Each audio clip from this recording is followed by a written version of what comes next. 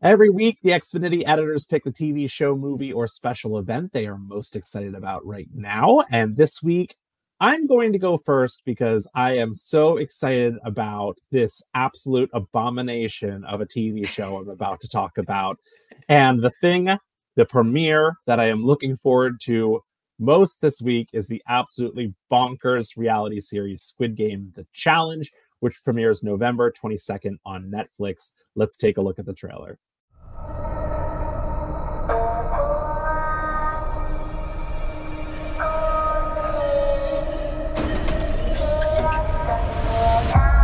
Attention players. You will now compete for our biggest cash prize in reality show history.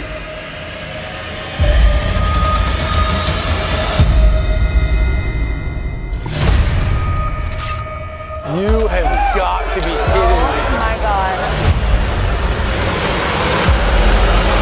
$4.56 million.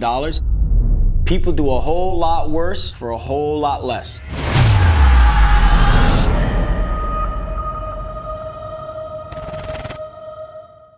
So you all remember Squid Game, right? The massively popular South Korean drama about 456 people who join a game of literal life and death in hopes of winning millions of dollars. Well, that show was such a massive success that Netflix decided to make the Squid Game a real thing, minus the death, of course.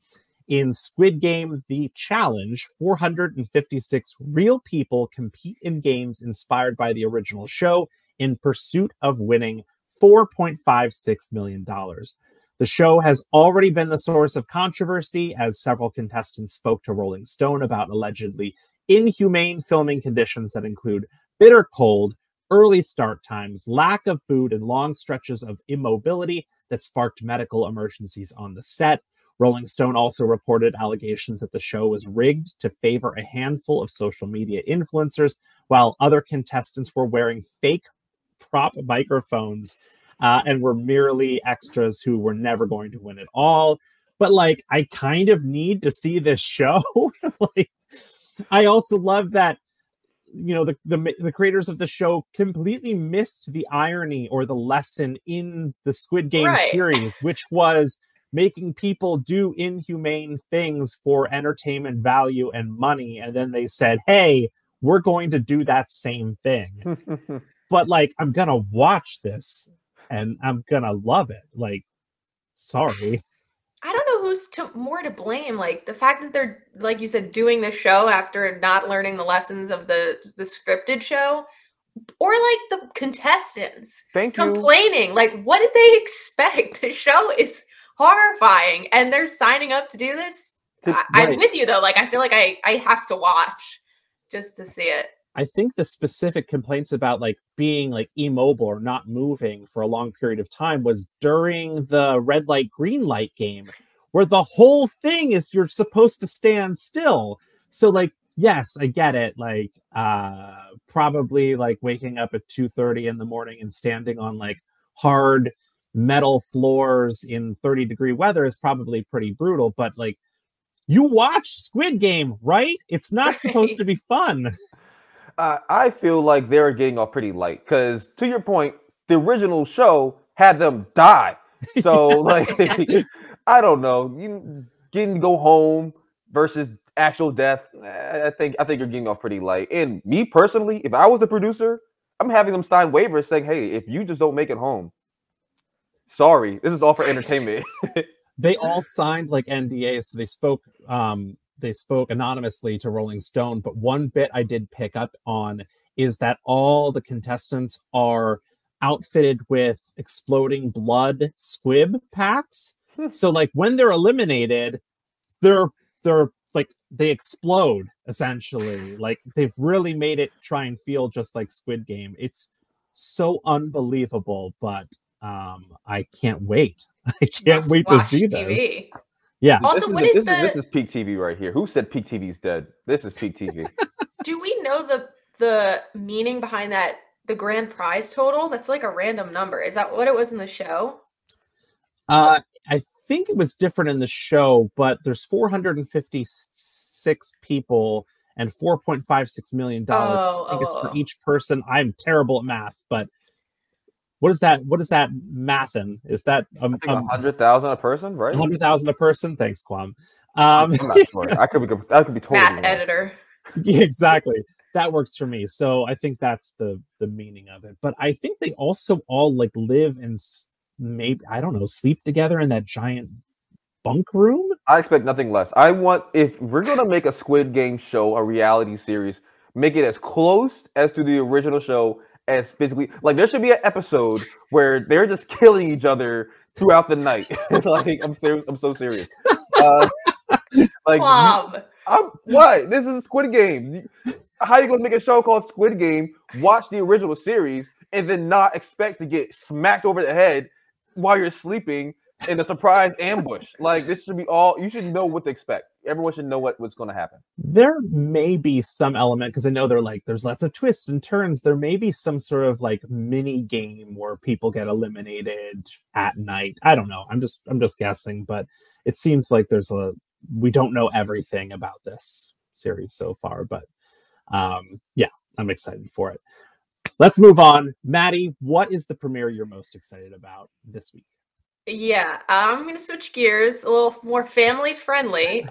Don't believe there's any dying in this one. I will be watching the Macy's Thanksgiving Day Parade. Talk about appointment TV. This is like an American tradition year after year. I don't know if you feel the same, to wake up in your childhood bedroom, normally feeling like, my childhood bedroom is like a twin bed, so it's like really uncomfortable. Normally feeling some type of way after doing some Thanksgiving Eve celebrations with friends and family.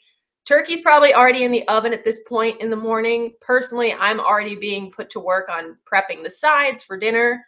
We're a family that eats super early at like 4, and then we have like second dinner at 8. But no matter what your tradition is, the Macy's Thanksgiving Day Parade is on in the background as we watch our favorite floats and balloons march through Manhattan. And I didn't know about this, but the balloons generally remain the same year over year, but they'll sprinkle in some new guys each year. So if you're wondering what's going to be new, there's 2 new additions. Beagle Scout Snoopy, who, I mean, we all love a little Snoopy action on Thanksgiving especially. And I don't know if you guys know this, Blue Cat and Chugs. Who? Okay, all right. I guess it's an NFT. I don't know anything about any of that. I am not the NFT expert, so that's interesting. So if anyone owns that photo, I don't know. It's going to be on a float this year, or it'll be a balloon. And then the stock goes up for it. Yeah, maybe. I don't know. We're not providing any stock information here. No, it's not financial advice. Correct. But the main event, of course, is when Santa closes out the parade and officially kicks off the Christmas season. I'm a little bit of an agent of chaos, so I always kind of cross my fingers for a windy day in Manhattan to see the balloon carriers have to like put in some work and wrangle in those balloons. That's what I am always looking out for. It brings me a lot of joy. And obviously I don't want it to happen, but when there's like a serious issue and the balloons pop, the chaos to witness is fabulous. I'd be lying, and maybe you have too, if I didn't watch Macy's Thanksgiving Day Parade balloon accidents compilation on YouTube a few times just to get excited for the season. But anyway, yes, you can watch the Macy's Thanksgiving Day Parade on Thanksgiving, obviously, on NBC, or you can stream it on Peacock. It's all starting at 9 a.m., so roll out of that childhood bed as early as possible, throw it on, and then get to work. We got a big meal to prep. The way I've watched this parade has changed over time, because when I was a kid, it drove me crazy. I was like, what is all this? Where is the parade? What is all this crap in the beginning? Like, why? I don't want to see any of these people just dancing in front of this department store. Just give me the floats. Now as an adult, I'm like, oh, this is that song from that Broadway show. Like, oh, it's Rent. Oh, like yeah, Wicked. And now I kind of prefer all the like song and dance numbers from the Broadway shows, and the parade is like, it's still great, but yeah, it's funny how that's changed over time. So a few things. One, Maddie, you being an agent of chaos is hilarious, but kind of on brand. It's on brand. Two, I don't think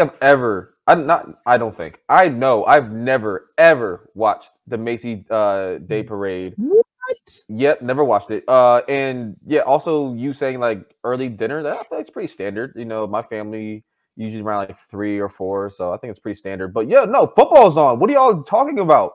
There's NFL games. Why are you watching a parade when you be watching collisions?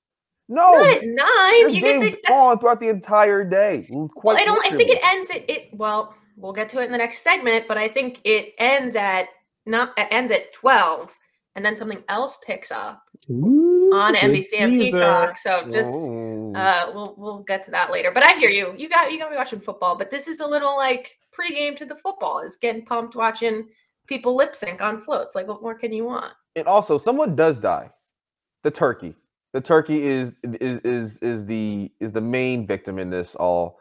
So an honorable sacrifice. An honorable sacrifice. I mean, but look, he has a float. So, or they have a float. Don't know their pronouns, but that turkey has a float. And their own personal holiday Squid Game for this turkey.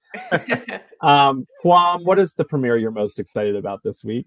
Okay, the premiere I'm most excited about is for a show that I've actually never watched. It is Fargo. Let's take a look at the trailer.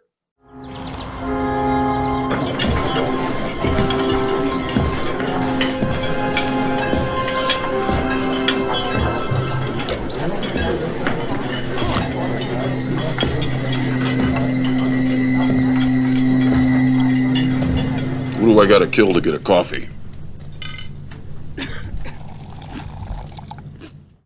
Yes, Fargo. So, as I mentioned, I never watched this show, but it's okay. It's all good. Fargo is a television series inspired by the 1996 Coen Brothers movie of the same name. Each season is an anthology, so perfect for me who has never watched this show at all. Each season features new characters, storylines, and sometimes it connects back with other seasons, but I'll be there just for the vibes. This season will feature Juno Temple, John Hamm, Jennifer Jason Leigh. I hope I'm pronouncing her name right. It's not Leigh. And so many more marquee characters and actors and actresses.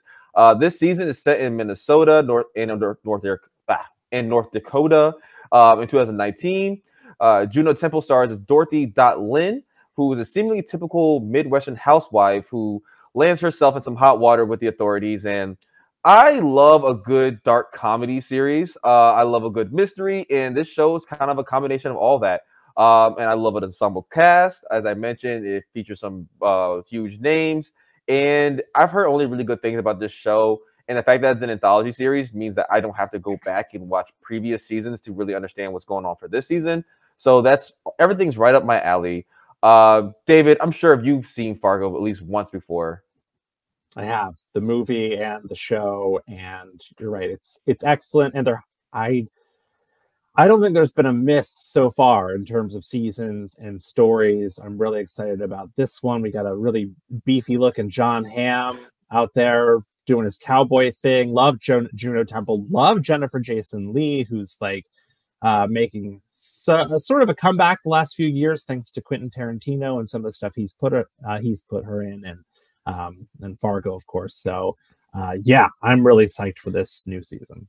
David, can you explain then, how does it, so I've seen the movie, how do they make an anthology series off of the movie? Like, does it take place with in the same town every time and just different people? First one is closer to tying into the movie, but the subsequent seasons have nothing to do with Fargo. Okay, then why is it still called it Fargo? Okay, all right. I'm trying to take apart some layers here, but no, I'm excited. I loved Fargo. I watched that movie for the first time probably maybe like just a year ago. It took that long for me to watch that, and I highly enjoyed that. So, and I did not know this was an anthology series, so that's actually a pretty good recommendation for me, Kwam. I could probably just jump right in. Yeah, jump in right with me on November 21st. You can watch it on FX. Perfect. And you can check out all the TV shows we just discussed and specials, parades, etc. So much more just by saying what to watch into your Xfinity voice remote right now.